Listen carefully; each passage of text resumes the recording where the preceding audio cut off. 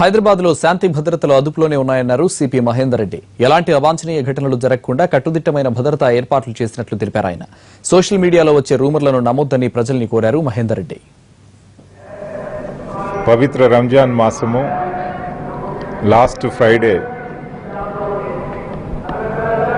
జుమతుల్ విదా సందర్భంగా ఈరోజు హైదరాబాద్ సిటీలో అన్ని ముఖ్యమైనటువంటి మసీదులలో లార్జ్ స్కేల్ ప్రేయర్స్ జరుగుతాయి కాబట్టి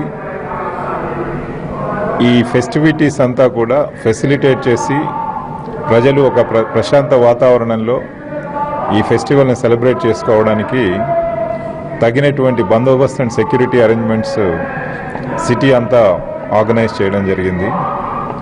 ముఖ్యంగా ఈ ఓల్డ్ సిటీ, చార్మినార్ పరిసర ప్రాంతాల్లో, మక్కా మసీద్ దగ్గర ఈ ఫెస్టివిటీస్ సందర్భంగా తగినటువంటి సెక్యూరిటీ